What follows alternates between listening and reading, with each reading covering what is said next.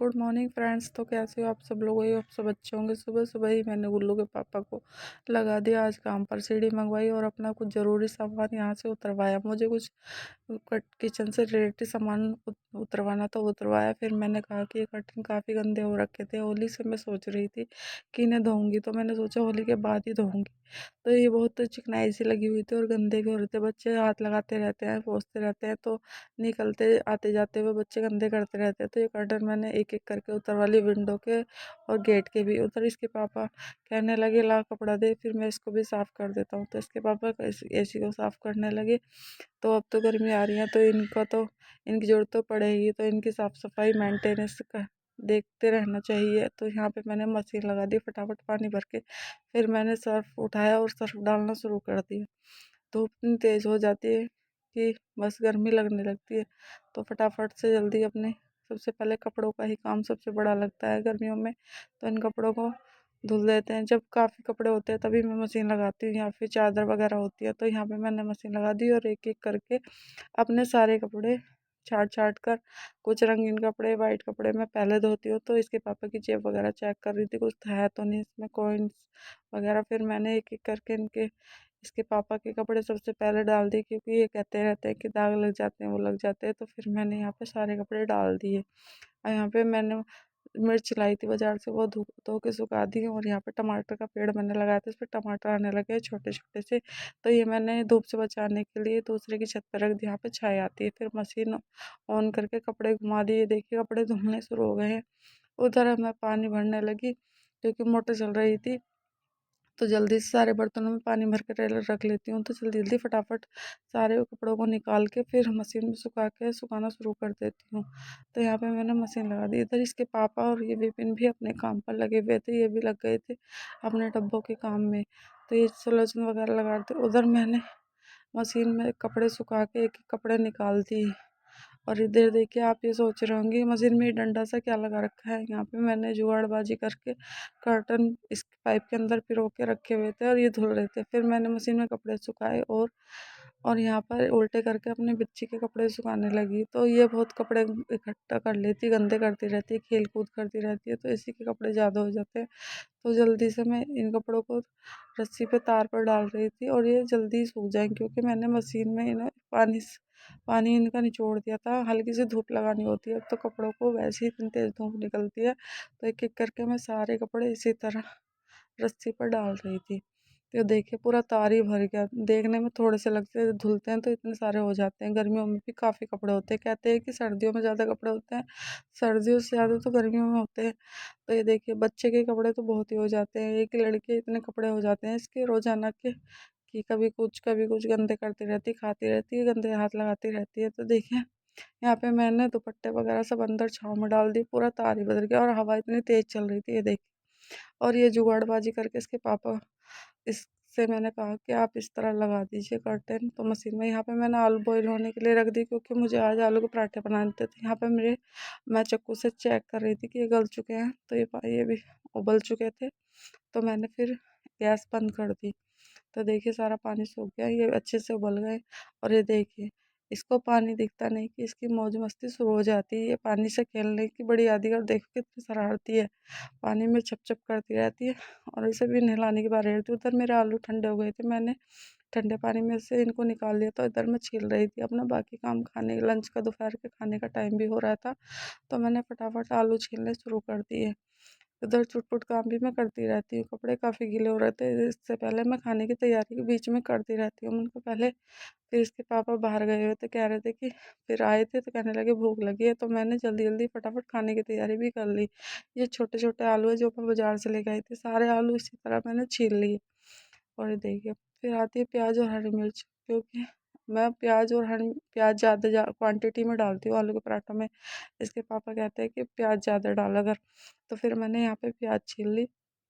अब इनको मैं छील के रख लूँगी और फटाफट इनको चॉप करके मैं इनको थोड़ा स्लाइस में काटूँगी, क्योंकि है ना पराठों में है ना, जैसे कि आप प्याज वगैरह के पराठे बनाते हैं उसी तरह मैं प्याज इसी तरह काटूंगी, जैसे कि प्याज के पराठों में प्याज के पराठे बनाए जाते हैं। तो मैं इनको छील के रख रही थी।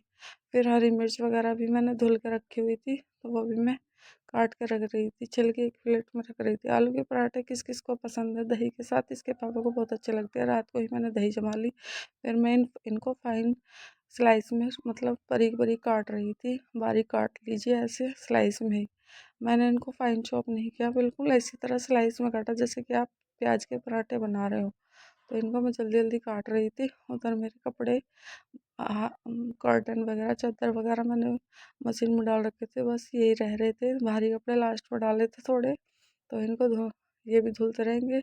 उधर मैंने सारे अपने प्याज, और अब आती है हरी मिर्च। तो हरी मिर्च भी मैंने अच्छी खासी ले ली थी, थोड़ी सी कम ही डाली हरी मिर्च। लाल मिर्च कम डालती हूँ, हरी मिर्च ज़्यादा डालती हूँ, क्योंकि है ना बेटी खाती है तो उसे मिर्ची लगती है।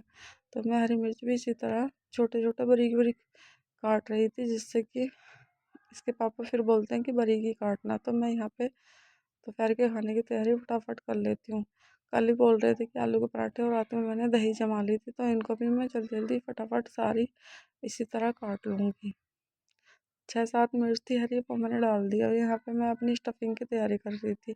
तो हरी मिर्च और प्याज काट लिया। अब आती है मसालों की बारी। तो ये देखिए, लाल मिर्च पाउडर, धनिया पाउडर, थोड़ा सा गरम मसाला, ये देखिए ये सब बेसिक मसाले मैंने इसमें डाल दिए। फिर मैं इसमें हींग डाला थोड़ा सा, ये देखिए मैंने थोड़ा हींग डाल दिया। उसके बाद मैंने थोड़ा सा चाट मसाला, ये ऑप्शनल है, आप को जैसे अच्छे लगते हो आप उसी तरह बना सकते हैं। अमचूर वगैरह भी डालते, पर मैंने आज अमचूर नहीं डाला। फिर थोड़ा सा और चाट मसाला वगैरह, गरम मसाला सब कुछ ऐड कर दिया इसमें। अब इनको मैं हाथ से ही फोड़ रही थी, मेरे पास मैसर नहीं था, तो मैंने इनको हाथ से ही, ये छोटा आलू था तो मैंने कद्दूकस नहीं किया, बस ऐसे ही हाथ से ही मिला लिए। तो सारे मसालों को इसी तरह मुट्ठी को दबाते हुए मैंने सारे आलू इसी तरह मैश कर लिए, देखिए। इसी तरह मैं सारा मसाले, प्याज, हरी मिर्च सब आलू में अच्छे से मिला लूँगी, मैश कर लूँगी। तो हल्के हल्के हाथों से मैंने एक एक करके सारे, तो मैंने अपने हाथों से सारे आलू फोड़ लिए इसी तरह, और फिर इनकी स्टफिंग, पिट्ठी को तैयार कर लिया आलू के पराठों की। ये देखिए स्टफिंग मेरी तैयार हो गई है।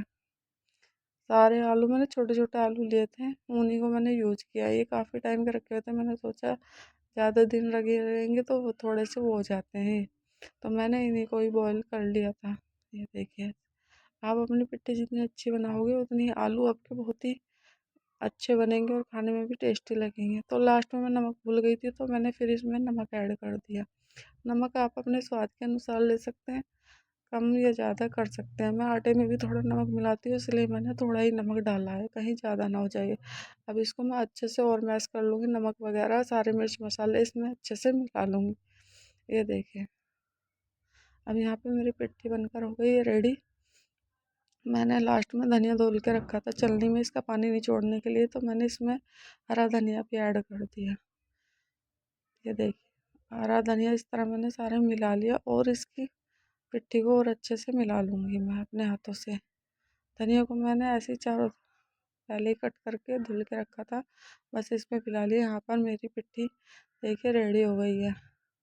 देखिए, अब आती है आटा मथने की बारी। तो यहाँ पे मैं आटा गूँथ के लगा रही थी, सॉफ्ट डो लगाना है, तो पराठे फटेंगे नहीं और बहुत अच्छे बनेंगे। जितना लचीला आटा आप बनाओगे, यानी कि कहने का मतलब यह है, जितना आप आटे को अच्छे से गूँथोगे उतनी ही आपकी रोटी भी अच्छी आती है और पराठे वगैरह भी नहीं फटते। और लचीला आटा जितना गूँथोगे आप उतना ही अच्छा रहेगा। तो मैं आज आटे को अच्छे से लगा रही थी, हाँ मैं आटे को मथ रही थी। मेरी छोटी सी बारात है, तो इसी में थोड़ा मुझे दिक्कत होती है।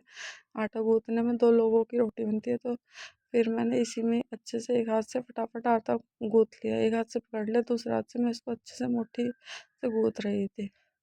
और ये देखिए मैंने आटा गूँथ लिया। अब आती है पराठों की बारी। तो यहाँ पे मैंने सबसे पहले पिट्ठी भर ली, और फिर पिट्ठी मैंने ज़्यादा भरी है, इसलिए आपको थोड़े मोटे पराठे दिखाई दे रहे होंगे, क्योंकि मैं आलूओं में पिट्ठी ज़्यादा ही भरती हूँ। तो देखिए, लचीला आटा गूँथा था, तो पराठे मेरे इतने फटे नहीं। थोड़े मैंने प्याज वगैरह इसमें ज़्यादा क्वांटिटी में डाली। तो देखिए, यहाँ पे मैंने इनको बेल लिया। अब मैं गैस ऑन कर रही थी। ये देखिए, अब आती है इनको सेकने की बारी।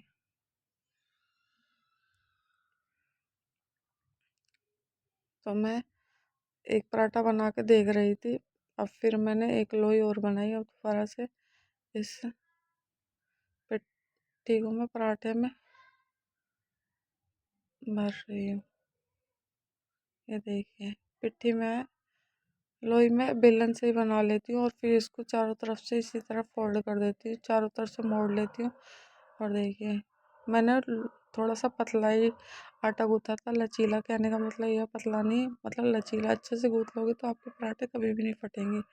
और यहाँ पे देखिए, मैं आटा लगा के और अब मैं पराठे सेकने की बारी, क्योंकि भूख लग रही थी और जल्दी जल्दी फटाफट मैं नहाई भी नहीं, पहले मैं पर खाना ही बनाने लगी कि मैंने कहा चलो भूख लग रही है। इसके पापा को बाहर जाना था, इसलिए मैं खाने की तैयारी जल्दी कर रही थी। उधर कपड़े भी मैंने सारे धुल दिए थे, फिर खाने की तैयारी कर लिया। देखिए, अब मैं पराठों को बेल के अब इनको सेकने की तैयारी कर लेती हूँ। आलू के पराठे किस किस को पसंद है, प्लीज़ आप कमेंट करके ज़रूर बताना। मेरे को तो बहुत पसंद है।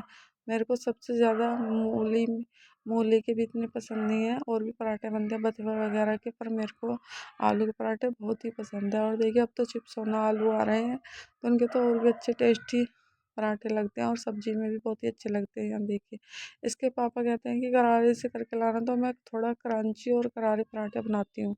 तो देखिए, मैंने गैस का फ्लेम थोड़ा मीडियम कर रखा था। अब मैं सारे पराठे मस्टर्ड ऑयल यानी कि तेल में ही बनाती हूँ, कभी कभी घी के लगा लेती हूँ। तो देखिए, चारों तरफ मैंने तेल लगाया। अब इनको मैं करारे करारे क्रंची क्रंची से इन पराठों को सेक लूँगी। तो यहाँ पे मैं चिमटा ढूंढ रही थी, चिमटे की सहायता से इसको मैं पलट लूँगी। ये देखिए, अब इनको मैं ऐसे ही स्पून की सहायता से चारों तरफ तेल लगा रही हूँ इसी तरह। अब एक एक करके मैं सारे पराठे इसी तरह सेक लूँगी। और पराठे मेरे काफ़ी टेस्टी बनते हैं। आप दही वगैरह, रायते वगैरह के साथ, अचार, मिर्च का अचार या चटनी वगैरह के साथ खा सकते हो। बहुत ही टेस्टी पराठे लगते हैं। मेरे पास अचार वगैरह या कुछ नहीं था, तो फिर मैंने दही जमा के रखी थी, तो उसी का ही काली मिर्च और जीरा पाउडर और नमक वगैरह डाल के कटोरी में ऐसे ही इसके पापा ने खा लिया था। रायता बनाने के लिए बोल रहे थे, फिर नहीं बनवाया, दही के साथ ऐसे ही खा लिया। तो देखिए, मैंने एक एक करके सारे पराठे इसी तरह करारे करारे से सेक लिए, और एक एक पर मैंने इसी तरह तेल लगा लिया चारों तरफ से। कभी कभी मन करता है, कभी सीजन में महीने में 1-2 महीने में पराठे खा लो तो बहुत ही टेस्टी लगते हैं। रोज़ रोज़ तो हम भी नहीं खाते पराठे, नुकसान देते हैं। तो मैंने आज पराठे दोपहर के खाने में ही बना लिए। देखिए, इस पर मस्टर्ड ऑयल लगा के मैं एक एक पराठा सेकती जा रही थी मीडियम फ्लेम पे, और गरम गरम ही इसके पापा को देती जा रही थी। कमरे में बैठे थे, उधर मैं अपने पराठे सेकती जा रही थी। ये देखिए, मैंने एक एक करके सारे पराठे इसी तरह सेक लिए।